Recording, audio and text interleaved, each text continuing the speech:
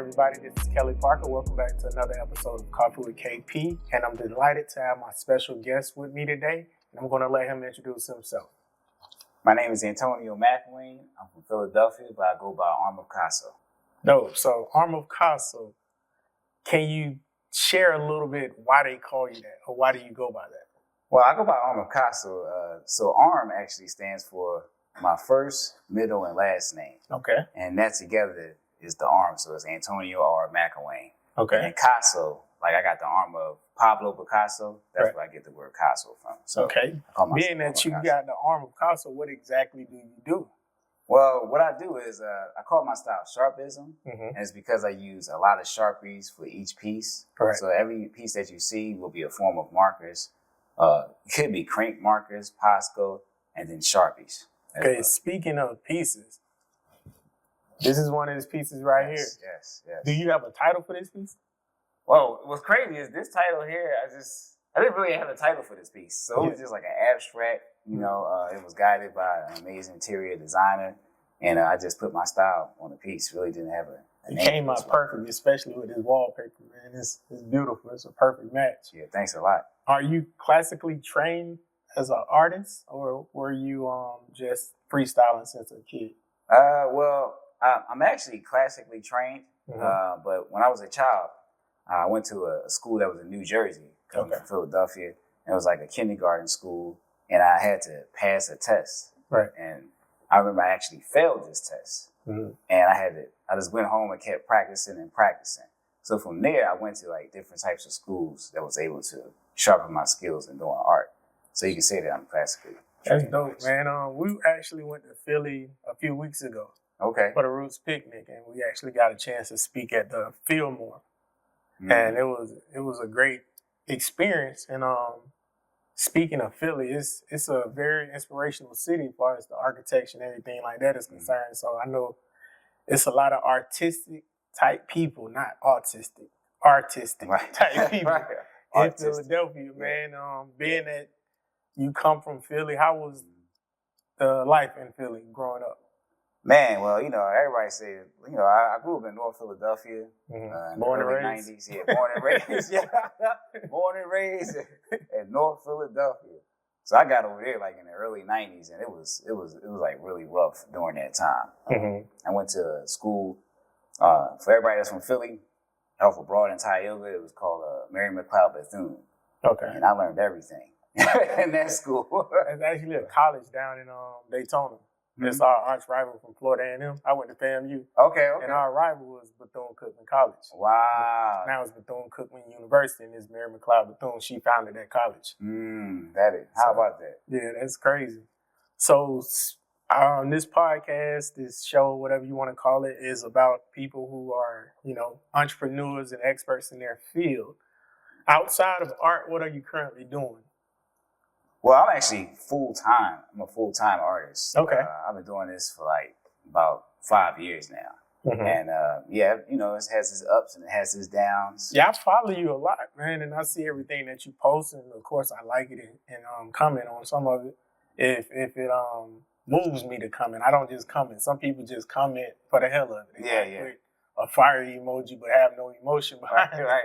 It's just a fire emoji. Right. But when I comment, I leave comments. Yeah. So I see what you're doing. You're an entrepreneur in the art field, and that's extremely dope because I went to school to be an art teacher. Okay. So I have a degree in art education. Wow. From Florida A&M, and what you do is inspirational to me because so many youth have these talents that they're slowly taking them out of the schools. And me, when I went to college, I wanted to be an art teacher, which I got my degree in, but we all know art teachers, man, when they lock in at a school, they pretty much going to die there because they're not leaving. Like, they're there for 30, 40 years. And so the positions never really came available. And that's another thing that pushed me to real estate. Yeah. What would you tell a younger person growing up in Philly or any other area in America to stay true about becoming an artist? Since you're doing it full time, you can make money doing this full time. Yes, you can. So I asked him, unbeknownst to me, that he's full time in this. That's even better because I want to bring people on here that do totally different things and can share this type of information with anyone that may want to go down a similar path. Right. So what would you tell someone going down this path? Yeah, well, I would tell artists to actually sharpen your style, find your voice. Mm-hmm. It's like very important to find a niche type style. And then when you find that niche style, just try to look into other galleries or other places that will appreciate your work. And it's always best to just keep networking and networking. It's like very important. And you know, if you post your work on Instagram or Facebook just one time, Mm-hmm. that's not going to work. You have to do it numerous times. Right. You know, pay for advertisement. But it's definitely a networking game. Mm-hmm. And you know, it's not all about. I mean, it's about money at the end of the day, Right. but it's not all about money all the time. You know, it's about building relationships and stuff and staying connected with people. Yeah. There's a lot of people I know, it's like art directors, people you know that works in the film, Mm-hmm. music, and I check up on them, you know, because we cool and stuff Right. like that too. But you know, in the art world, it's a different type of thing. We like all family at the end of the day. So Right. I would just tell artists, you know, don't burn your bridges and find your voice, and just get around people that will respect your voice. Like, I really appreciate you saying that. And one of the things that stuck out to me the most, especially with your artwork, is you found your niche. Yes. And you do, whenever I see your work, I know it's your work, regardless if I see it on TV, on a movie, Mhm. or a restaurant, or a lounge. Yeah. For those that don't know, can you tell them some of the places your art is and has been displayed, as Yes. far as film or locations? Yeah, definitely. So I have artwork now at apartment 4B. That's I did the upstairs and I did the downstairs Right. of the restaurant, and I also have some artwork that's on the show Atlanta, Mm-hmm. and I did like the last scene. It's the last scene that's on the show that's in a restaurant, and the back of the wall is like my whole motif style on the whole back of the wall. So, And yeah, you know, I have a lot of work in Cincinnati. I have a big mural that's on the north side of Cincinnati. And then I also have 2 interior murals that's inside of this. My friend's salon is called Yoma Cincinnati. so I've been to Cincinnati quite a few times. I plan on going back. We're actually doing some stuff with Gary Owen, and he's originally from Cincinnati. So I know we're going to go up there and potentially look at some properties and stuff. Okay. So, okay. and I got, friends and some family in Cincinnati. Well, not Cincinnati, but close enough. Right outside. Yeah, So yeah. definitely look forward to going back up to Cincinnati and checking it out. When I go up there, I'm definitely going to hit you up and like, what's the location? I want to go by. Yeah, I need more people to do that, actually. You know, Yeah, people, tag it. Yeah. Like people Drop post a videos pin and on it stuff. and stuff. Uh-huh.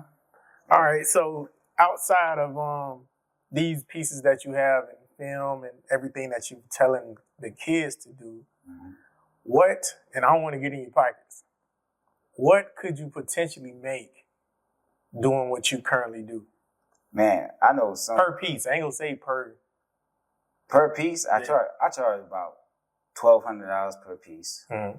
and for walls I charge $5,000. The last wall I did was $4,000.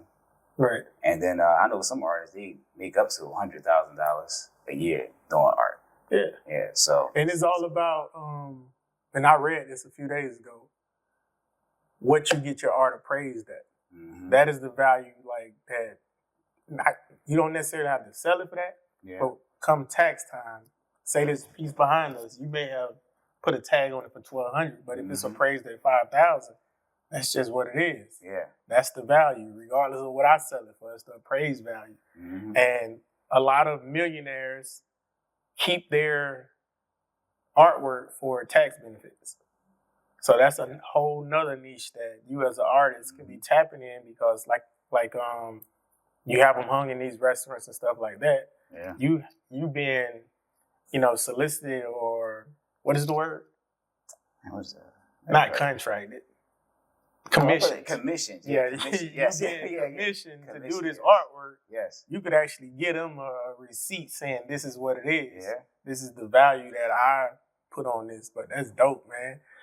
So I know you said you not moved, but you went to school in Jersey. You Yes. grew up in Philly Mhm. in the 90s. So were you born in the 90s, or you were born before that? Well, I was born in 84. Okay, damn. Damn. Where were you before North Philly? No, I always lived in Philadelphia. You just realized where you was at in the 90s. Yeah.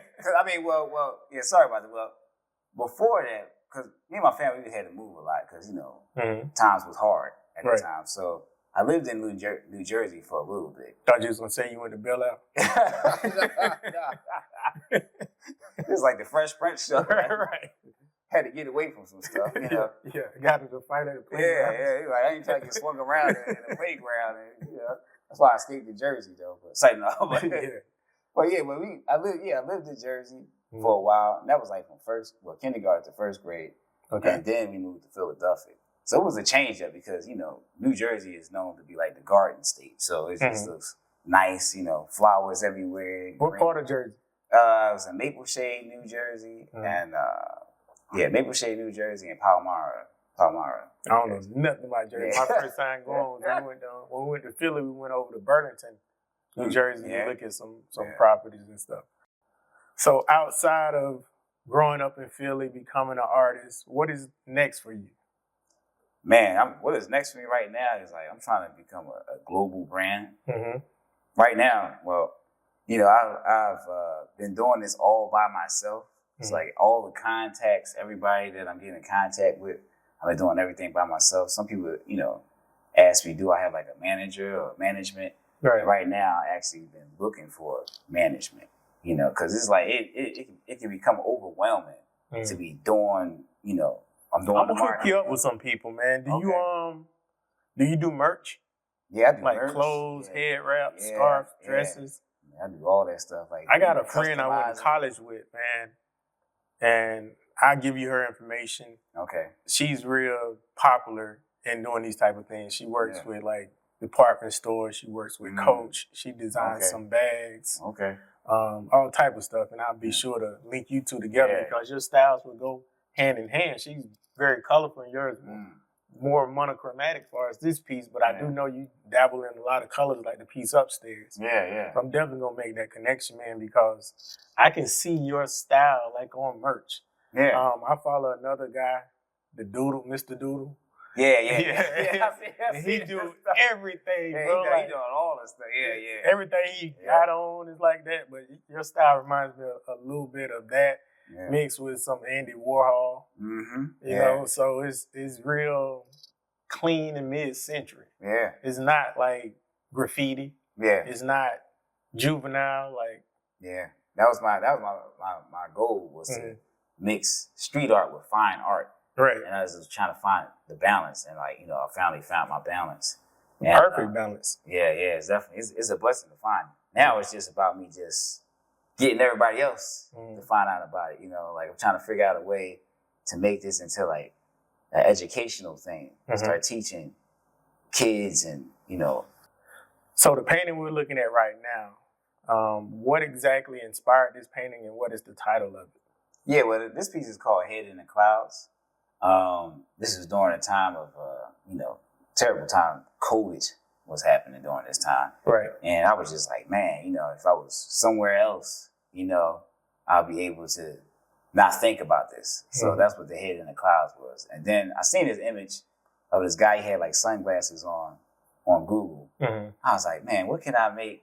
How can it, like, what is something that is on the ground but goes above the clouds? And I was like, oh, buildings. So I made his body look like the shape of a building. Right. So his shoulders looks like, like the hips on a building that's going down. And then like his neck, I got it stretching like, like the Empire State Building or any type of a building. Yeah, Sears Tower, etc. So that's why I got his neck stretching out. So he's actually like a building. That's a human building. So that's why that's. Oh man, like for everybody that don't follow you, how can they get in touch with you or actually follow you on social media? Yeah. You can follow me on Arm of Kaso. It's on IG. You can follow me on TikTok as Arm of Kaso with love. And you can also check out my website. That's www.armofkaso.com. Dope, man. For those that are watching and, may want to dabble in the art field or get some motivation and inspiration, be sure to follow him and just keep in touch. Got one more question, and I asked you earlier, but I'm going to ask you to sign out with telling this younger audience out here watching what to do when they want to pursue something such as this without, having so many people that are currently doing this to inspire them? How did you get your inspiration, and how could they get their inspiration? Man, so I talked to a lot of different artists. It's an artist named Chuck Styles. He's from Philadelphia.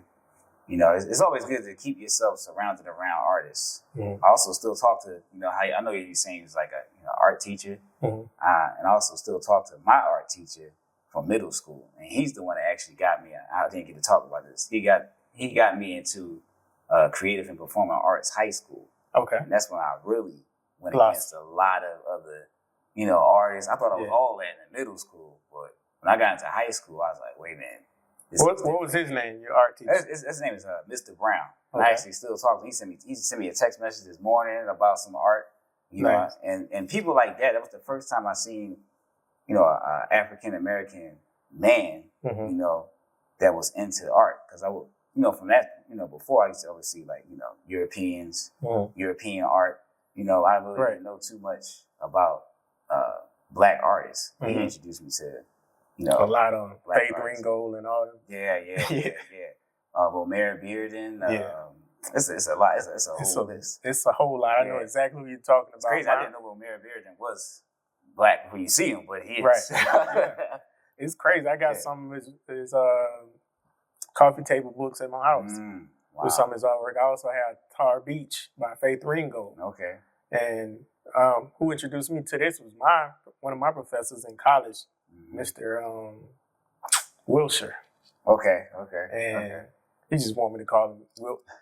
So that's why I had to think of what the hell is behind Mr. Wilshire. So shout out to you, Mr. Wilshire, for introducing me to these beautiful Black artists and our artwork. So for anybody that want to get in touch, he told you his Instagram. Make sure you put it right here again. Yes, indeed. Right here. You see it? All right. So now go follow him.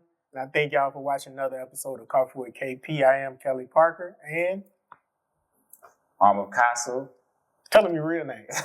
Antonio. All right. Thank y'all for locking in. And I'll see y'all guys on the next one. Thank you for tuning in. If you liked today's episode, please share it with a friend or two. And please comment. And don't forget to subscribe to our channel.